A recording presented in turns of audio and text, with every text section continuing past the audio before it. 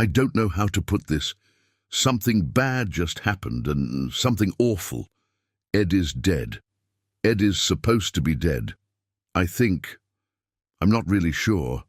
All I know is that I saw his burnt body making an exit out of this shack. Somehow. I'm writing this in the case that I wasn't hallucinating. If I have to get in trouble, so be it. This is way too much. The bottle is gone. I smashed it out of the shack and set the remains of that fucking poison on fire. The others are, I don't know, still huddled in their corners. I'm going to finish writing this and head out. It all started with Ed and this drink he brought. He wouldn't tell anyone where or how he got that thing. The only thing he said is that he had tried it before and that it was a strong one. Edmund Meltzer was a weird fucking dude. He loved occult stuff. Like for real. He has all these books and artifacts at his condominium. He was really into that shit. We all knew he was a weird man, but we've also known for a long time that he's harmless. Well, to the people he likes at the very least. All of us knew Ed's not going to poison us, so we didn't question his secrecy about the alcohol. Much. Oh yeah, as a side note, I'm not mentioning any names here because I don't want the guys to get into any more trouble. If we're getting entangled with the law, they'll check our phones. Anyway, we're all part of this WhatsApp group.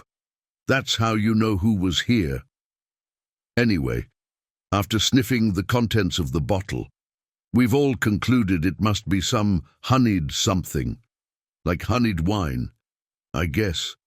Yeah, it didn't have any labels on it. It was strong, really strong. Even the best drinkers would feel the effects of this alcohol after a shot or two. The thing was strangely pleasant on the taste buds, like a soda, one that made you lightheaded and very agreeable. Ed warned us about not going too far with that spirit. He said, if you drink too much, you'll feel like you're experiencing a cocaine overdose. That basically means your body will feel as if you're being roasted alive, while your breathing turns hectic and shallow. Not to mention that your muscles will feel like they're about to be torn off your bones. Of course, we all said we'd be careful with the damned thing.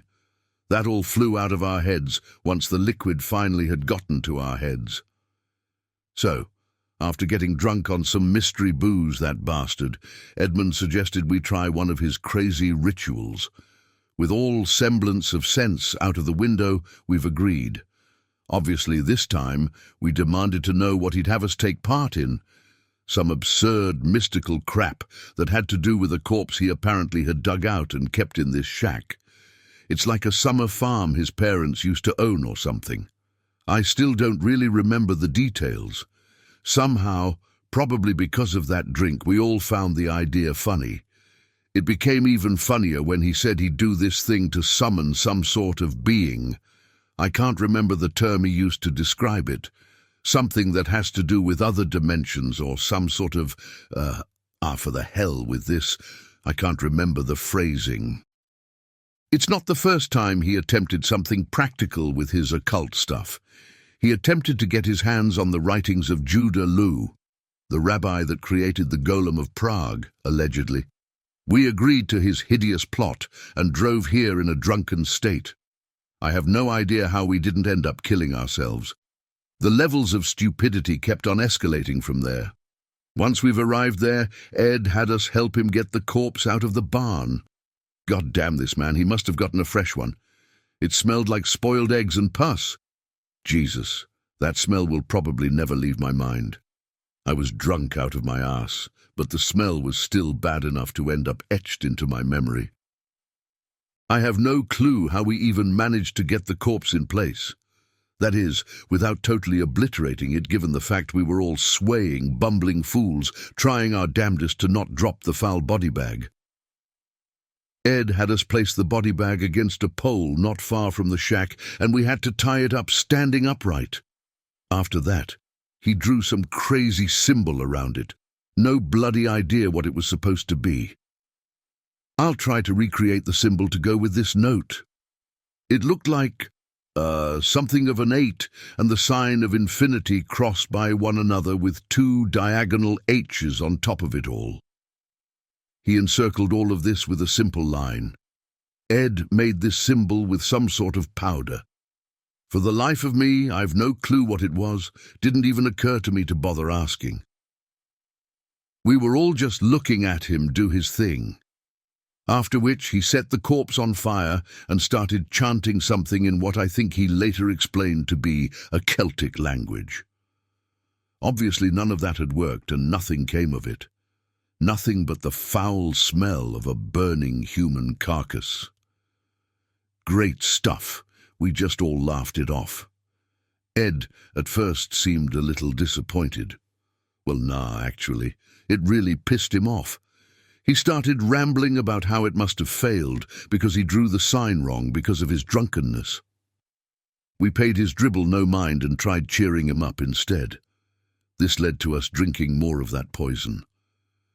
We all had a great time afterward, that is, until I've drunk a little too much of the sweetened liquor. At some point, I've started feeling sick from the drinking. Not your usual alcohol sick, I was getting all dizzy and my stomach was beginning to hurt. Well, maybe that's a little like typical drunk sickness.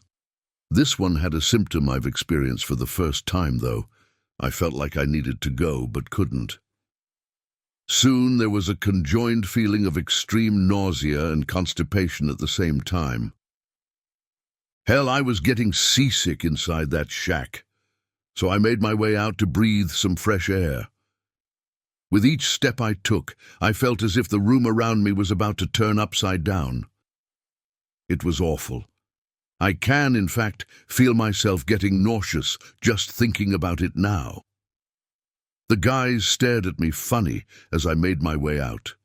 I was probably walking ridiculously slowly. Ed made some remark, but I couldn't quite hear it. Once outside, I felt the cold night breeze hitting my face. I was sure I would be hurling the contents of my stomach all over my shoes in a second. What came instead were chills, awful chills. My body was freezing out there. I was getting so cold I couldn't even breathe straight. I was literally grasping for some flammable oxygen with my mouth. I let myself slump down to my backside as I leaned against a wall. Trying to steady my breaths to no avail, the chills gradually turned into a smouldering sensation of internal heat.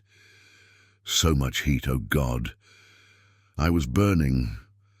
I thought I'm going to combust. I felt as if my blood was truly boiling in my veins.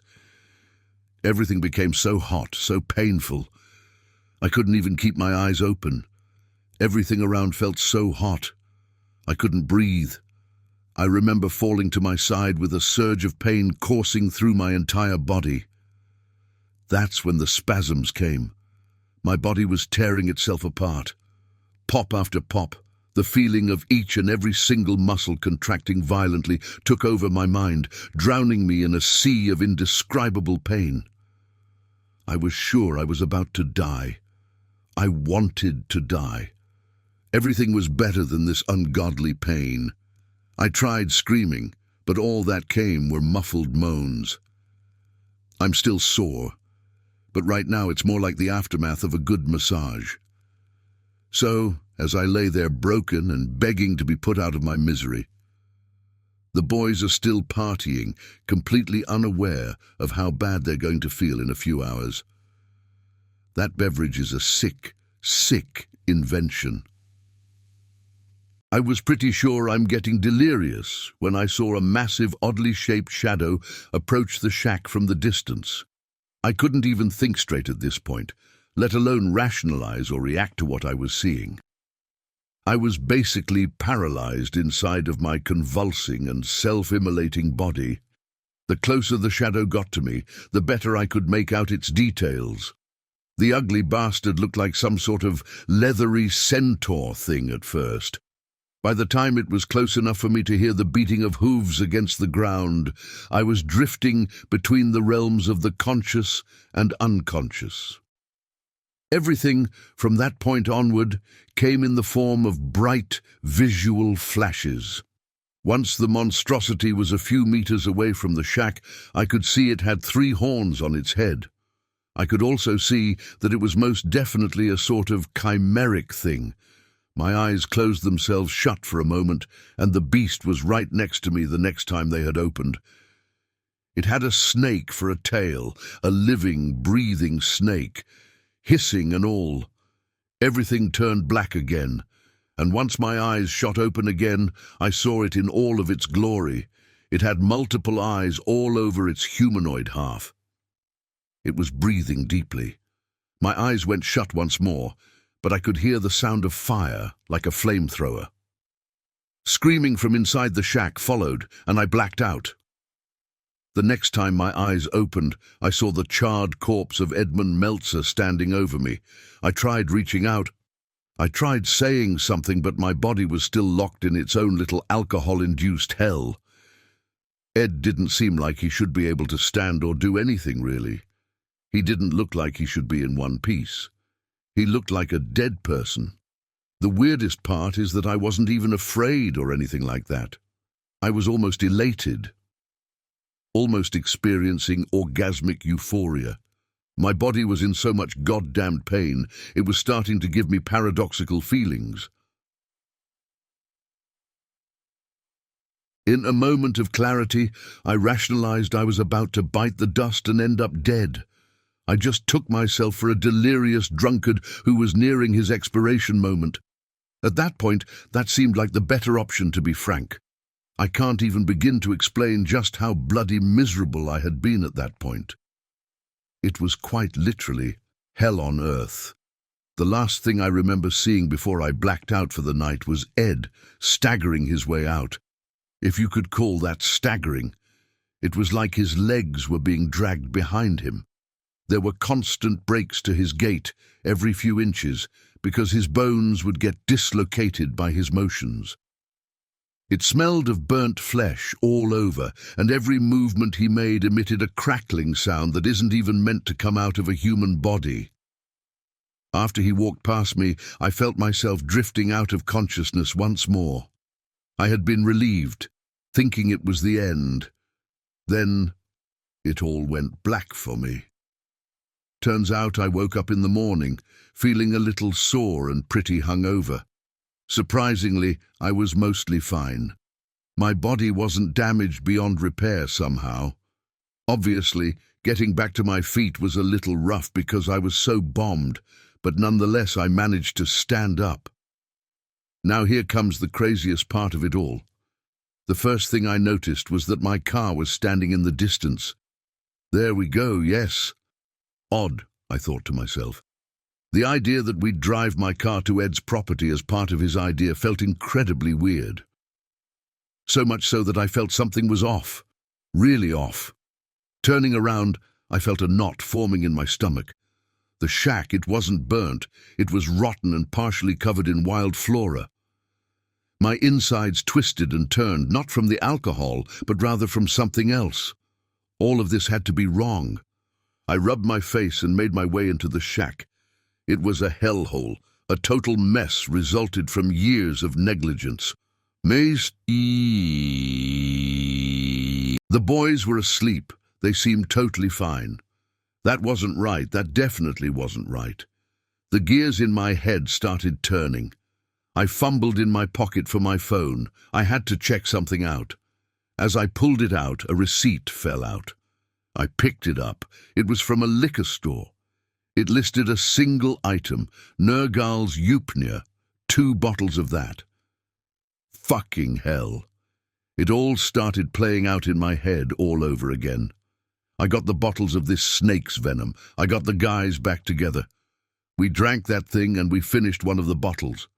We were out of our heads when we started drinking the second one. Ed, my God, he was there. Out of nowhere, and nobody even noticed.